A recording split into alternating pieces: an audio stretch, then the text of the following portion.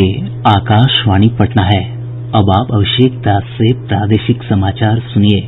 पहले मुख्य समाचार। दरभंगा और मुजफ्फरपुर जिले में सुरक्षा तटबंध टूटने से बाढ़ की स्थिति और गंभीर हुई। 14 जिलों की लगभग 55 लाख की आबादी प्रभावित। प्रदेश में कोविड-19 के 2762 नये मामलों की पुष्टि के साथ ही संक्रमितों की संख्या बढ़कर 57,270 हुई।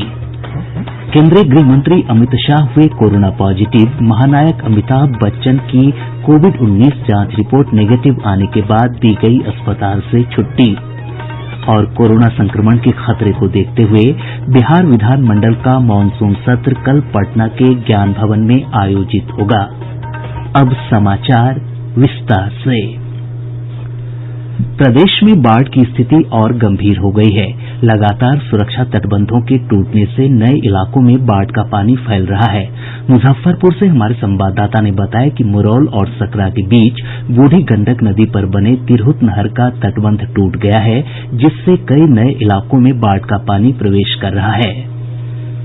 तिरहुत नहर तटबंध में 50 से 60 फीट तक कटाव हुआ है। पानी धर्मागतपुर और जुरावन पट्टी होते हुए सीहो सकरा की ओर जा रही है। इस क्षेत्र से लोगों को सुरक्षित निकालने के लिए एनडीआरएफ की 2 टीमें लगी हुई हैं। राहत कार्य भी शुरू कर दिया गया है। जिला प्रशासन ने लोगों से नहीं घबराने और संयम से काम लेने की अपील की है। जिले के अन्य प्रभावित क्षेत्रों में भी बाढ़ की स्थिति में कोई सुधार नहीं हुआ है। आकाशवाणी समाचार के लिए मुजफ्फरपुर से कौशल किशोर कौशिक। दरभंगा से हमारे संवाददाता ने बताया कि करजापट्टी पंचायत के लाधा गांव में बागमती नदी का पूर्वी बांध लगभग 15 फीट में टूट गया है। जल संसाधन विभाग के अभियंता स्थानीय लोगों की मदद से टूटे बांध की मरम्मती में लगे हुए हैं। लोगों को ऊंचे स्थानों पर पहुंचाया जा रहा है। वहीं हायाघाट और बहेड़ी प्रखंड के विभिन्न तटबंधों पर पानी का दबाव बढ़ने से रिसाव हो रहा है। दरभंगा शहरी क्षेत्र में भी स्थिति गंभीर बनी हुई है। मुख्य सड़कों पर पानी का बहाव होने से आवागमन प्रभावित हुआ है। आकाशवाणी समाचार के लिए दरभंगा से मैं मणिकांत झा। समस्तीपुर जिले में बूढ़ी गंडक, बागमती और करेह नदी के जलस्तर में वृद्धि से नये इलाकों में बाढ़ का पानी प्रवेश कर रहा है। और ब्यौरा हमारे संवाददाता से। करेह नदी के जलस्तर में भारी वृद्धि को देखते हुए समस्तीपुर जिले के शिवाजीनगर, सिंघिया, बिथाना और हसनपुर में लोगों से सुरक्षित स्थानों पर जाने की अपील की जा रही है। वहीं जिले के सिंघिया प्रखंड के लगमा समेत विभिन्न स्थानों पर पानी के भारी रिसाव के कारण बाढ़ का खतरा उत्पन्न हो गया है। जल संसाधन विभाग की टीम सुरक्षात्मक कार्यों में जुटी है। इधर समस्तीपुर दरभंगा रेलखंड के हायाघाट के पास पुल संख्या 16 पर बाढ़ का पानी आ जाने के कारण आज 10वें दिन भी इस रेलखंड पर ट्रेनों का परिचालन ठप है। आकाशवाणी समाचार के लिए समस्तीपुर से मैं कृष्ण कुमार। सीतामढ़ी से हमारे संवाददाता ने बताया कि लगातार हो रही मूसलाधार बारिश के कारण बागमती और अधवारा समूह की नदियां उफान पर है। बाढ़ के पानी से घिरे इलाकों में जोरदार बारिश होने से प्रभावित लोगों की मुसीबत फिर से बढ़ गई है। जिले के सुरसंड, रूनीसैदपुर, चरौद, सोनबरसा, बोखरा प्रखंड बाढ़ से काफी प्रभावित है। सुरसंड प्रखंड में रातो नदी से कई पंचायत में बाढ़ आ जाने से लोगों को परेशानी हो रही है। बाढ़ से हजारों एकड़ में लगे धान के फसल को काफी नुकसान हुआ है। वहीं जान माल की भी काफी क्षति हुई है। आकाशवाणी समाचार के लिए सीतामढ़ी से राजेश कुमार। पूर्वी चंपारण, पश्चिमी चंपारण और शिवहर में भी बाढ़ की स्थिति में कोई सुधार नहीं हुआ है। गोपालगंज, सारण और सिवान जिले में भी बाढ़ की स्थिति गंभीर बनी हुई है। अररिया से हमारे संवाददाता ने बताया कि पलासी प्रखंड में बहने वाली रतवा नदी के जलस्तर में वृद्धि के कारण बुद्धि काशावारी गांव में कटाव का खतरा बढ़ गया है। वहीं थाकी बांध के क्षतिग्रस्त हो जाने से कई गांव में बाढ़ का पानी फैल गया है।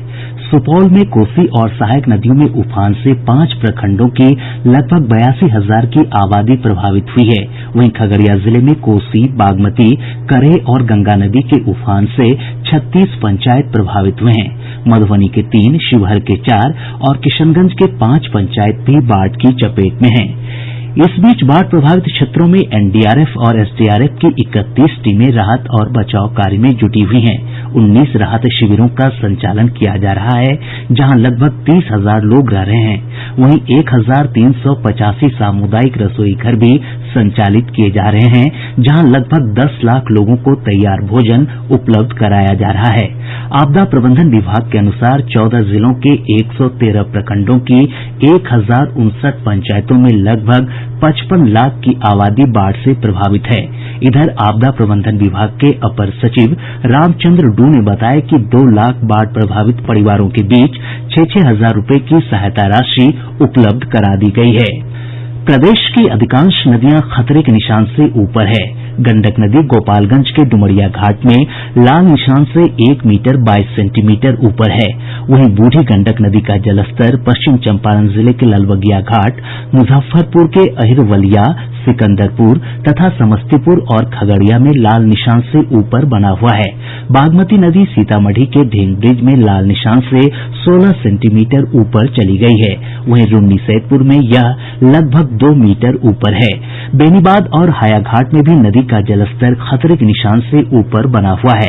वहीं अधवारा समूह की नदियां सीतामढ़ी में लाल निशान से नीचे है, लेकिन दरभंगा के एकमी घाट में यह 2 मीटर जबकि कमतौल में लगभग 1 मीटर ऊपर बह रही है।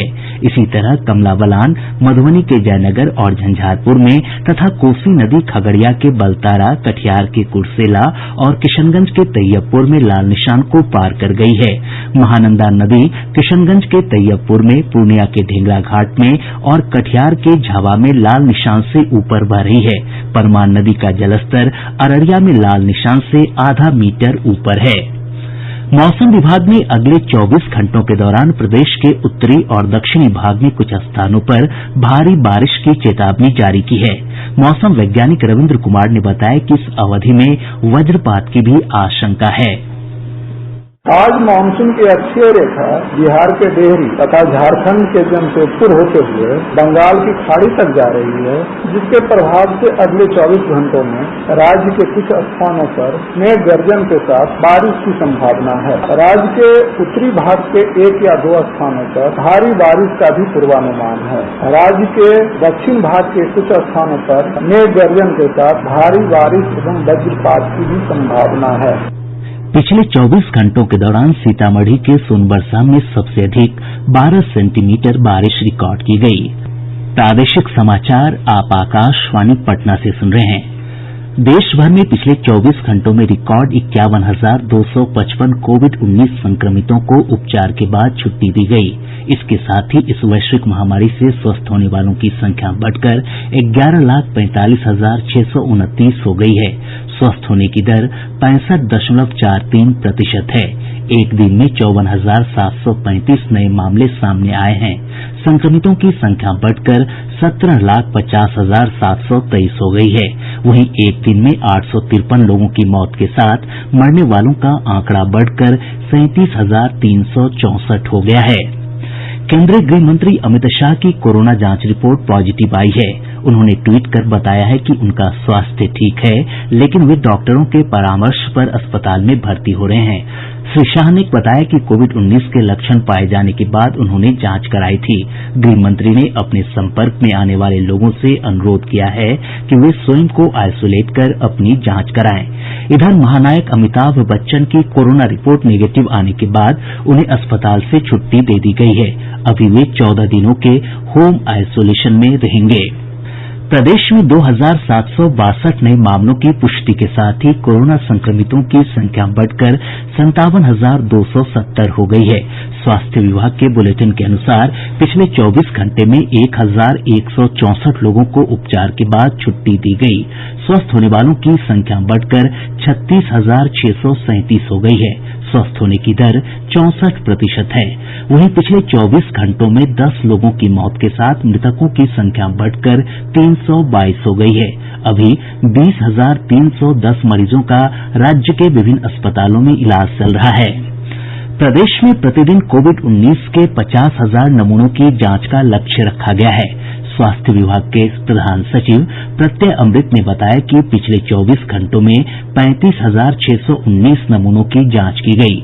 उन्होंने बताया कि अब तक 6,12,000 से अधिक नमूनों की जांच की जा चुकी है। 7.75% मामले पॉजिटिव पाए जा रहे हैं। उन्होंने बताया कि टेस्टिंग और ट्रैकिंग पर विभाग जोर दे रहा है ताकि पॉजिटिव पाए जाने वाले मामलों की दर को अगले कुछ दिनों में 5% पर लाया जा सके। उन्होंने बताया कि राज्य में 2 निजी मेडिकल लैब को कोरोना जांच की मंजूरी दी गई है, जहां 2,500 रूपये का शुल्क निर्धारित किया गया है। 300 रूपये अतिरिक्त देने पर लैब के कर्मी घर आकर नमूना एकत्र करेंगे। उन्होंने बताया कि कोविड मरीजों का अब दिन में 2 बार स्वास्थ्य बुलेटिन जारी किया जाएगा। दिन के 11 बजे और शाम के 6 बजे मरीजों के स्वास्थ्य की अद्यतन जानकारी दी जाएगी। प्रधान सचिव ने बताया कि अब सभी मेडिकल कॉलेज अस्पताल में भर्ती होने वाले मरीजों का पहले कोविड टेस्ट होगा।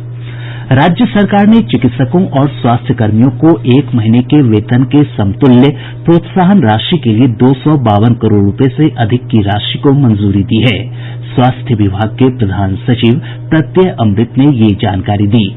गौरतलब है कि राज्य सरकार ने कोविड-19 की शुरूआत के समय ही चिकित्सकों और स्वास्थ्य कर्मियों को प्रोत्साहन राशि देने का फैसला किया था। भारतीय जन स्वास्थ्य प्रतिष्ठान के अध्यक्ष डॉक्टर के श्रीनाथ रेड्डी ने कहा है कि कोविड-19 संक्रमण के उपचार का टीका विकसित करने में अभी कुछ समय लगेगा। उन्होंने संक्रमण के सामुदायिक फैलाव को रोकने के लिए लोगों से एहतियाती उपाय करने की अपील की है। एक सामुदायिक रूप में इस वायरस को फैलने से रोक लगाएं। दूसरा, खुद की आत्मरक्षा कर लें और दूसरों को भी ये संक्रमण से बचा के रखें। तो इसके लिए हमें ये करना जरूरी है। हम जब बाहर जाते हैं मास्क पहन लें और एक दूसरे से 2 मीटर का फासला जिस हद तक हो सके उस हद तक रखें। और तीसरा, हाथ को अक्सर पानी और साबुन के साथ साफ रखें। साबुन भी नहीं मिलता है तो कम से कम पानी के साथ साफ कर लें या हैंड सैनिटाइजर का इस्तेमाल कर लें अगर वो उपलब्ध हो तो। बिहार विधानमंडल का मानसून सत्र कल पटना के ज्ञान भवन में आयोजित होगा। कोरोना संक्रमण के बढ़ते खतरे को देखते हुए पहली बार सत्र का आयोजन विधानमंडल परिसर से बाहर किया जा रहा है। पहले यह सत्र 4 दिनों का निर्धारित था, जिसे बाद में सर्वदलीय बैठक में 1 दिन का करने पर सहमति बनी। विधानसभा अध्यक्ष विजय कुमार चौधरी ने बताया कि विधानसभा की बैठक 4 घंटे चलेगी। दिन के 11 बजे से पहली पाली की शुरूआत होगी, जिसमें विधायी कार्य निपटाए जाएंगे और प्रथम अनुपूरक बजट के साथ साथ राजकीय विधेयकों को पेश किया जाएगा। श्री चौधरी ने बताया कि भोजनावकाश के बाद दूसरे सत्र में बाढ़ और कोरोना महामारी को लेकर चर्चा होगी। इस 1 दिवसीय सत्र में सदस्यों से किसी प्रकार के प्रश्न नहीं लिए जाएंगे। 16वीं विधानसभा का यह अंतिम सत्र होगा। फिल्म अभिनेता सुशांत सिंह राजपूत आत्महत्या मामले की जांच के लिए बिहार सरकार ने भारतीय पुलिस सेवा के अधिकारी विनय कुमार तिवारी को मुंबई भेजा है। गौरतलब है कि बिहार पुलिस के 4 अधिकारी अभी मुंबई में हैं और मामले की जांच कर रहे हैं। नीति आयोग द्वारा आकांक्षी जिलों में चलाई जा रही योजनाओं के सफल क्रियान्वयन में नवादा जिले को देश भर में 4था स्थान मिला है। कृषि क्षेत्र में नवादा लगातार दूसरी बार पहले स्थान पर रहा। और अब अंत में मुख्य समाचार एक बार फिर। दरभंगा और मुजफ्फरपुर जिले में सुरक्षा तटबंध टूटने से बाढ़ की स्थिति और गंभीर हुई। 14 जिलों की लगभग 55 लाख की आबादी प्रभावित। प्रदेश में कोविड-19 के 2,762 नए मामलों की पुष्टि के साथ ही संक्रमितों की संख्या बढ़कर 57,270 हुई। केंद्रीय गृह मंत्री अमित शाह हुए कोरोना पॉजिटिव। महानायक अमिताभ बच्चन की कोविड-19 जांच रिपोर्ट नेगेटिव आने के बाद दी गई अस्पताल से छुट्टी। और कोरोना संक्रमण के खतरे को देखते हुए बिहार विधानमंडल का मानसून सत्र कल पटना के ज्ञान भवन में आयोजित होगा। इसके साथ ही आकाशवाणी पटना से प्रसारित प्रादेशिक समाचार का ये अंक समाप्त हुआ। घर में रहिए, सुरक्षित रहिए और सुनते रहिए आकाशवाणी।